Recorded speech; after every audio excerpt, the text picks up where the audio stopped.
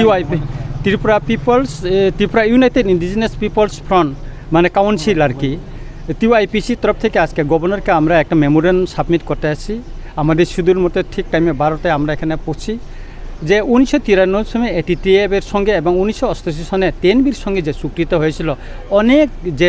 written যে commitment দিয়েছিল government ওইটা ইমপ্লিমেন্ট হয়নি এখনও এই বিষয়গুলি আমরা আজকে ওনার কাছে তুলে ধরছি আর সেকেন্ড লইল যারা সালেন্ডার করছে বিভিন্ন সময় বিভিন্ন এজেন্সির কাছে বিএসএফ সিআরপিএফ আসাম রাইফেল আর্মির কাছে তাদের গভর্নমেন্ট আজ পর্যন্ত রিকগনাইজ করেনি এবং তাদেরকে কোনো গভর্নমেন্টের যেটা স্কিম আছে যে গাইডলাইন আছে সেভাবে তাদেরকে এখন পর্যন্ত করেনি এটা গভর্নমেন্ট প্রতিটা আমাদের যে চুক্তি আমরা মেমোরেন্ডাম সাবমিট করেছি উনি এটা দেখছেন এবং সময় নিয়েছেন এবং প্রতিটি বিষয়ে উনি পুঙ্খানুপুঙ্খভাবে ওটা উনি জানতে চেয়েছে আমরা সেটা ব্যাখ্যা দিয়েছি এবং উনি মনোযোগ সহকারে এটা শুনছেন এবং এটার ব্যাপারে উনি ইনিশিয়েটিভ নেবেন বলে আমাদেরকে কথা দিয়েছেন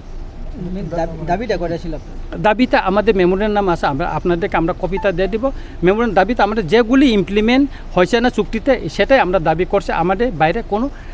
দাবি নাই আমাদের কতজন ছিল আপনারা মানে এখন যে চাকরি তো পারেনি রাজ্যপালের সঙ্গে দেখা করাটা কতজন চাকরি ছিল আপনার এখনো চাকরি পাননি আপনারা এরকম আমাদের প্রায় যারা বিভিন্ন অর্গানাইজেশনে আমাদের টিওআইপিসি তো বিভিন্ন সংগঠন যারা আজকে জঙ্গলে গিয়ে যারা ফিরে আসছে তাদের নিয়ে তাদেরকে প্রায় 8,000-এর উপর এবং এখনও পাইনি যারা সারেন্ডার করার পর এবং যারা স্বাভাবিক জীবনে ফিরে এসেছে জীবনে ফিরে এসে এবং এটা আমরা গভর্নরকে জানাচ্ছি আমরা কয়েকদিন পরে আবার চিফ সেক্রেটারিকে জানাবো আমরা একে মিশ্রকে দিল্লিতে গিয়ে আমরা সেখানে ডেপুটেশন দিয়েছি নর্থ ইস্ট অ্যাডভাইজারকে ওনাকে বলেছি যদি আমাদের চুক্তি কার্যকরী না হয় আমরা কিছুদিনের ভিতরে আমাদের মুভমেন্ট করব আমরা স্বেচ্ছাসেবক বাহিনী গড়ে তুলব যেটা আরএসএস হয়েছে যেটা বজরংবলী যেটা ত্রিপুরী সেনা বিজয় রাঙ্খাল করেছিল যেটা করেছিল কিনা বলে গণমুক্তি পরিষদ শান্তি সেনা করেছিল সেরকম স্বেচ্ছাসেবক বাহিনী আমরা করব আমাদের ডেমোক্রেটিক মুভমেন্টের জন্য সেটা আমরা মোটামুটি এই মেমোরেন্ডামের পরে আমরা অপেক্ষা করব কিছুদিন তারপরে আমার মাঠে নামব রাজ্যপাল মহাশয় কী বলবেন রাজ্যপাল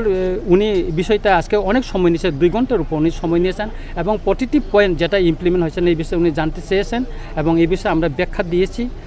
আমাদের মতন উনি এটা দেখবেন এবং গভর্নমেন্টের সঙ্গে আলোচনা করবেন এবং বিভিন্ন যেগুলি বিষয় এইগুলি যেখানে যেখানে প্রয়োজন উনি এই বিষয়ে চিঠি লিখবেন এবং ওনাকে ডেকে উনি কথা বলবেন মূল কী বিষয় রয়েছে মূলটা হচ্ছে যে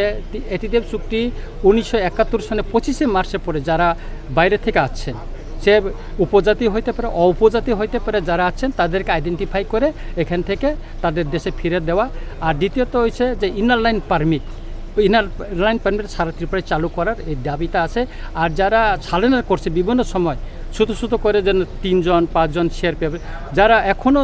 গভর্নমেন্টের গাইডলাইন অনুসারে কোনো সহযোগিতা পায়নি গভর্নমেন্টের কোনো স্কিমের সুযোগ সুবিধা পায়নি তাদের এই বিষয়টা আমরা হাইলাইট করছি কারা কারা ছিলেন